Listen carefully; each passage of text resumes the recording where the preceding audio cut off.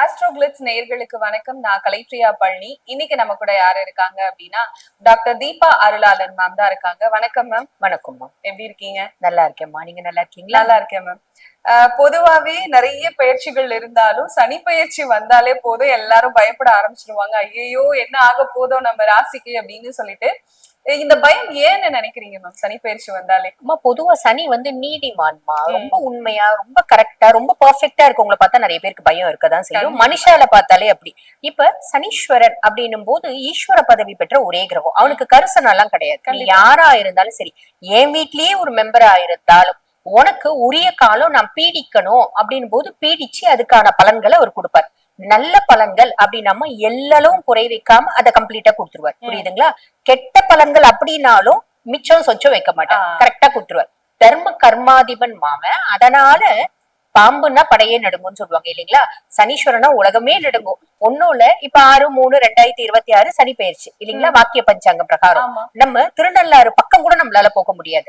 அது பாத்தீங்கன்னா ஒரு முறை நாங்க அந்த சனி பயிற்சி கிட்ட போயிட்டோம். எங்கன்னா ஒரு 10 தெரு பாத்தீங்கன்னா லைன் நிக்குதுமா, பார்க்க முடியல அவரு. ஏன்னா அந்த அளவுக்கு மக்களுக்கு பயம். யாருக்கெல்லாம் சனி நல்லாலே அவங்களும் அங்க போய் அன்னைக்கு சனீஸ்வரனை பாத்துருவாங்க. கரெக்டா என்னன்னா சனீஸ்வரனை பாக்குறத விட தர்பாரண்யேஸ்வரரை பாக்கணும். அங்க போய் பார்த்துட்டு வரணும். நிறைய மக்கள் இப்ப என்ன பண்றாங்க, நேரா போறாங்க, சனி பகவானை பாத்துடுறாங்க, வந்துடுறாங்க. ஆனா தர்பாரண்யேஸ்வரை பாக்கணும், அம்பிகைய பாக்கணும், அதுக்கப்புறம் சனீஸ்வரனை வழிபாடு பண்ணிட்டு அந்த பலன் முழுதும் பலன் கிடைக்கும். ஆமா, கண்டிப்பா. இப்போ இந்த சனி பயிற்சி வந்ததுனால ஒவ்வொரு ராசிகளுக்கும் இந்த பயிற்சி என்ன மாதிரியான பலாபலன்களை கொடுக்குது அப்படின்னு பாக்கலாமா மேம்? கடைசி ராசியான மீன ராசிக்காரர்களுக்கு இந்த சனி பயிற்சி காலத்துல என்ன மாதிரியான பலாபலன்கள் கிடைக்கும்? கண்டிப்பா. மீனத்தை பொறுத்த வரைக்கும் கும்பத்துல இருந்து இப்ப மீனத்துலதான் சனி பகவான் அமர்ந்திருக்காரு. ஆக மீனம் 7 நாட்டு சனியினோட மத்தியம பகுதியில இருக்காங்க, ஜென்ம சனியில இருக்காங்க.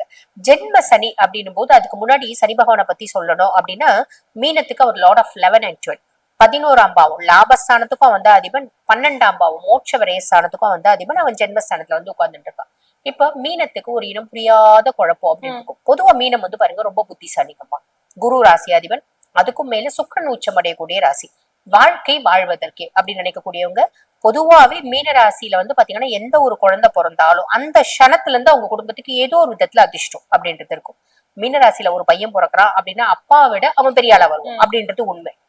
மீன ராசி ஒரு அதிர்ஷ்டமான ராசியா நம்ம சொல்லக்கூடிய ராசி தான். அப்படிப்பட்ட ராசியில பிறக்கிறதே பெரிய பாக்கியம் அப்படின்றது நிதர்சனமான உண்மைமா.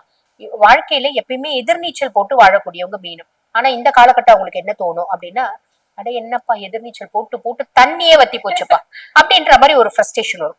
Extreme frustration, tension, mentally exhaustion, physically sluggishness, மனதளவுலயும் உடல் அளவுலயும் நிறைய மந்த நிலை அப்படின்றது மேலோங்கும். அதை ஓவர் டேக் பண்ணிக்கணும்.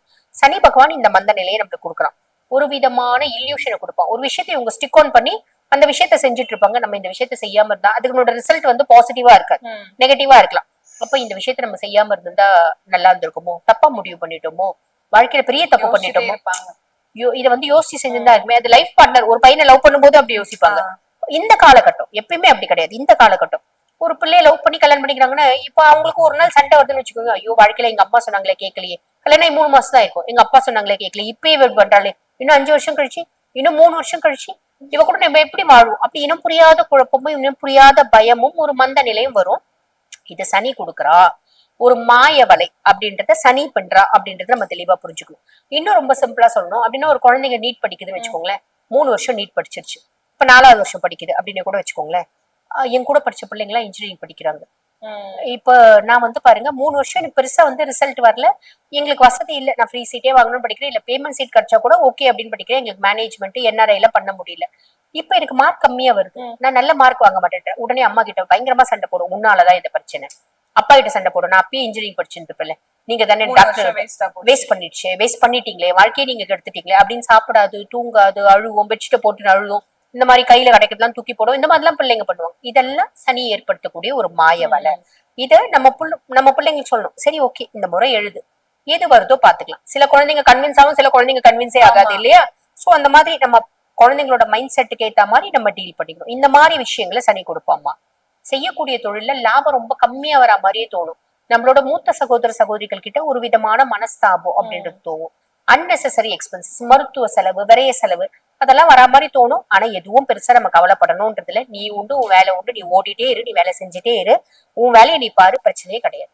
குழம்பாது, அவ்வளவுதான். கண்டிப்பா. இப்ப மீன ராசிக்கு திருநங்கைகள் மற்றும் மாற்றுத்திறனாளிகளுக்கு எப்படி இருக்கு? இவங்களுக்கும் இதேதான்.